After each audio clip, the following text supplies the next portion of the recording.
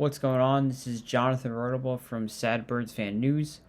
Um, this week on my Instagram story, I put a poll out to see who wants to see me do a video recap of the Eagles season this year, my thoughts, and I got a good amount of yeses. So I thought let's just go ahead and do this. So this year was kind of a crazy year because there was a lot of questions coming to the season. You saw a lot of predictions having us at a very poor record. We had some 2-15, some 3-14. This was probably the most common one. We had some 5-win, 6-win. No one really had us even being close to 500, or no one had us above 500, except some Eagles fans, which we were then called delusional because of that. But as we know, we lost in the wild card round. Tough game. But I'm coming out of this season with a lot of optimism. A ton of optimism. So yeah, I think starting the season. So I'm just gonna go like through the season here, and then we're talking out, and then we're talking about the present day. So we started the season Atlanta. We smoked Atlanta. If you guys remember that game, it was 32-6.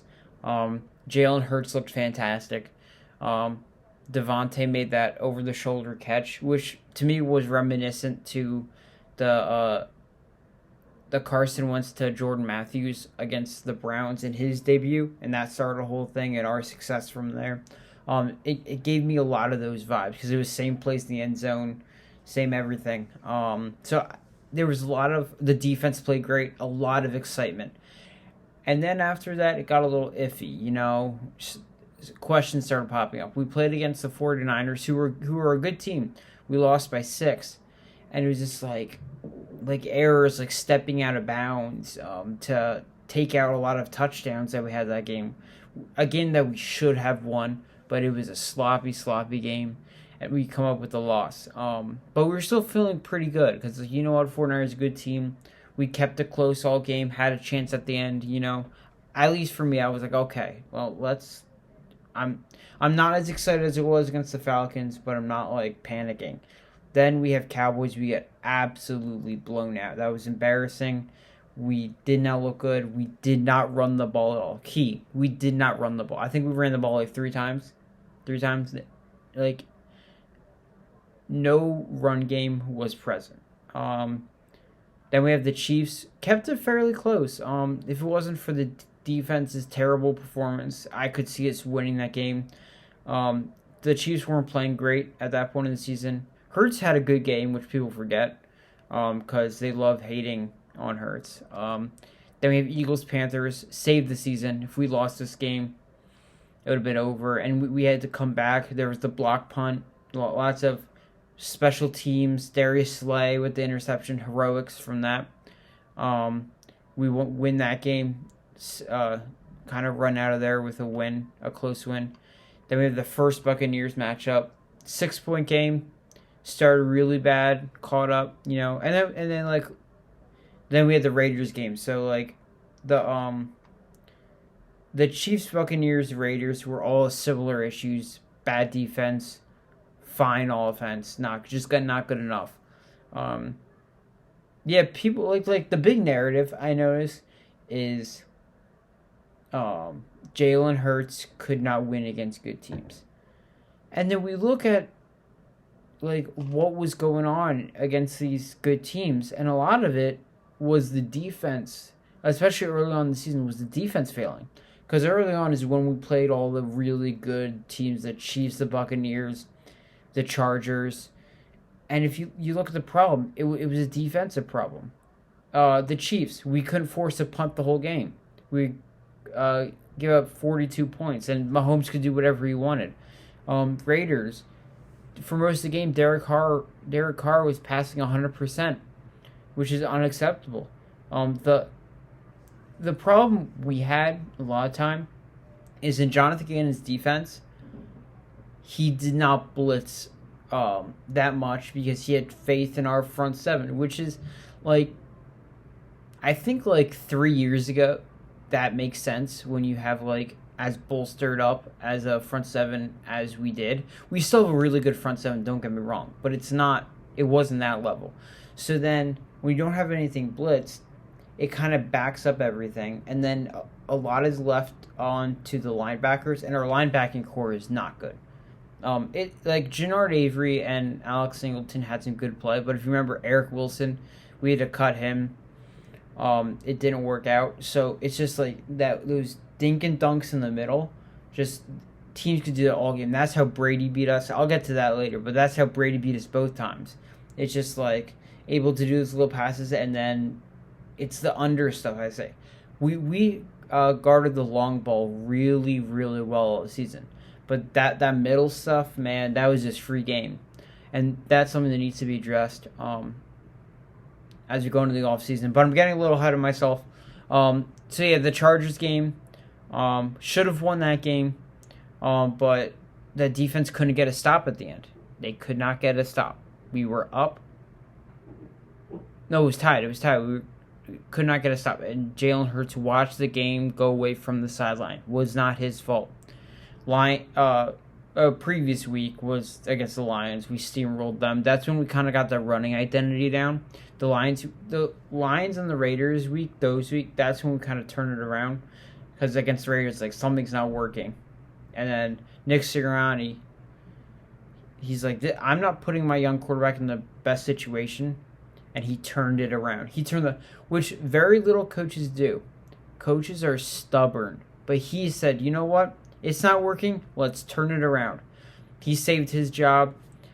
He got Gannon. Like, that decision helped Gannon now get head coaching jobs, interviews for that, because that just like set off a whole wave of just better performance from the team because we were on the field longer. Defense got rest. All that. It was fantastic. That's why if Nick Sirianni is not top 3 in Coach of the Year, I think you're just looking at it wrong. Then we destroy the Broncos after they destroyed the Cowboys, which was an amazing game. Jalen Hurts played fantastic that game. Fantastic. Then with the Saints, beat them pretty bad. Let it go a little at the end, but again, Jalen Hurts is fantastic. Eagles, Giants, this game, we could have locked everything up. Playoffs could have been inevitable from there. It would be all in our control. Couldn't win this game. Jalen Hurts did bad game from Jalen Hurts. Good game from the defense. Jalen Hurts didn't play well. And he was a young quarterback. It's like those games are going to happen, but it was a very unfortunate time for that to happen.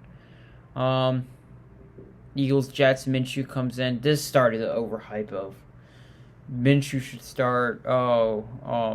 He's better than her. It's like just all this mess, and it's like, first of all, he played the Jets, and he has these performances every time. He has not proven that he can be a winning quarterback when he had the opportunity in Jacksonville. So that was just a mess. The only thing it proved to me is that we had a solid backup. We beat Washington. This is when we started the starting late, then finishing strong games. Giants, Washington, that got us in the playoffs. We're in the playoffs. That Cowboys game didn't mean anything. That was, honestly, well, I think the Cowboys got their karma there because Dak was until the fourth quarter, and it's just like you're running up the score against the practice, against the backups, the practice squad guys who have, some of these guys never touched an NFL field in their life. And you're just saying, let's run up the score and then look really good going. And some people, I've noticed watching different things, the people that are box score watchers, that don't look at the specific stats when they can't watch the game, they were like, oh, Cowboys came in and destroyed, even though Gardner Minshew was playing. It's like, it was more than just Gardner Minshew playing. That wasn't his fault. I'll give him credit there. That was these defensive players. They had to play the whole game, and they held their own. If you looked at the first 2 quarters, we had a shot going late into that game until our guys got tired. We had no one to swap out with because we were resting guys, and then they kept their starters in. Oh, they paid that price, and then the wild card, just Just mistakes. First of all, reffing mistakes. Um, the hit on Derek Barnett on the first drive, that was not roughing. The NFL has to really firmly define what roughing the passer is, because too many times this year there's been these little tiny hits on these quarterbacks after the pass, and it's bam, 15 yards. Like, no, roughing the passer should be if it's a shot below the legs that could cause injury. These stop it, just stop. It's frustrating because it's like bam, 15 yards, and everything messes up from there. Then it, and then you have like the mistakes like Hurts forcing that ball, that late ball at the end of the half. Devontae Smith was wide open in the end zone, forced the ball too late, and it was picked off, and we go into the half scoreless, and that just kind of messed a lot up. But then when we had a chance to score, good field position, Reagor muffs the punt. That starts his, kind of continues the narrative that he needs to go.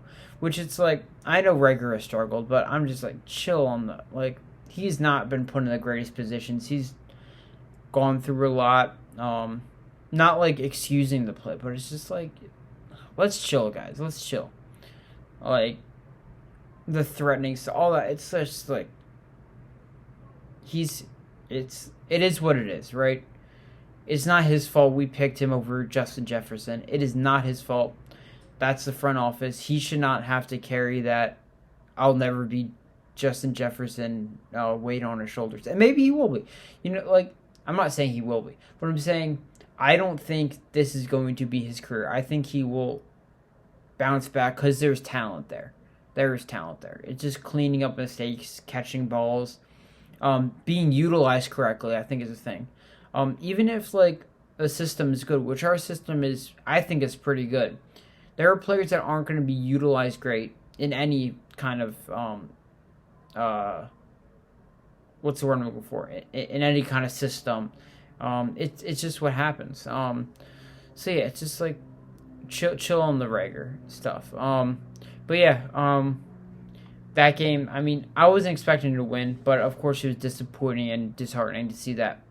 So off season, going to the off season, I think I think it's very clear what we had to do. It was announced today. I'm filming this on the 19th of Wednesday. 19th of Wednesday. Wednesday the 19th. January 19th. I should edit that out, but I probably won't, because you know what? You're just getting me. So yeah, January 19th, Howie announced today, Hurts is our guy. Our guy is Hurts. He will be our starting quarterback for 2022, which that was just a huge relief to me. Because why try to give up future assets in our picks for guys like Russell Wilson, who is how old is he? He is 33, and Jalen Hurts is a whopping 23. So yeah, it's like 10 years, a decade older than Jalen Hurts, and Jalen Hurts has continually shown that he can get better. So it's just like, where's the logic there? And there's Aaron Rodgers, who's a consistent MVP candidate. You're going to get 1 to 3 really good years with him. But then it's just like, again, future assets worth that? I don't know. I don't know if it's giving up, if any 37-year-old's worth giving up 3 first-round picks and other things for. No. And don't get me started on Watson. I don't think we have to talk about that. That's just my stance on him. Deshaun Watson's a non-starter for me. So yeah, stick with Hurts, which it looks like they're doing, build around him. And here's kind of my plan. Here's what I envision if I'm Howie Roseman. Draft night. I'm going in there. I'm getting Sauce Gardner from Cincinnati. I love him as a cornerback 2 and then eventually cornerback 1 to first start out alongside Slay, and then eventually replacing Slay. I think he's tremendous upside. I'm going to do more scouting as the draft approaches, but just tremendous upside. Get a good wide receiver. There's the guy, I don't know names right now. Again, it's early. I'll do some scouting as the draft gets closer. But there's the one wide receiver for Penn State. There's an Ohio State guys. A lot of guys from Ohio State. You got Mechie and the other guy from Alabama who hasn't tore his ACL, which is it would be taking a chance on him, but maybe he'll be a late round pickup. But anyway, and then any defensive player on Georgia, on that crazy Georgia, preferably get a linebacker. We need a linebacker. So whether that's from Georgia or Michigan, so it's linebacker, wide receiver, cornerback. That's a three I want in the first round. Maybe wide receiver goes in the second round. We'll see the class there, but build around Hurts defensively and offensively. That's the key. And then free agency. Again, I have to look at the free agents. I'll do a video about free agency as we get close to that. I want to see Allen Robinson here. Chris Godwin, he's coming off an ACL injury, so he would be taking a chance. But if we can get him, that would be great. But I think Allen Robinson, you won't have to pay too much for Allen Robinson because he's coming off a down year. But him here, I think, would be great to put alongside Devontae Smith. You have him, you have Robinson, Devontae Smith, and then you either have Quez or Reagor at the 3. I'm cool with either. Just like I think that would be a really nice wide receiver core to set around Jalen Hurts. So yeah, I don't want to run through all this long. So this is too long. So just let me know what you think. Yeah, let me know in the comments what you think. What are some video ideas you would want me to talk about? I'm not gonna make these videos too often, but if there's a specific topic or if there's an event that happens in sports, in football, along the Eagles realm, anything that you want my opinion on, I can do a video. Just let me know. Instagram at sadbirdsfan. Same with TikTok and Twitter. I'll be updating those. Make sure to give those a follow. And yeah, thanks for watching all. Appreciate it. Peace.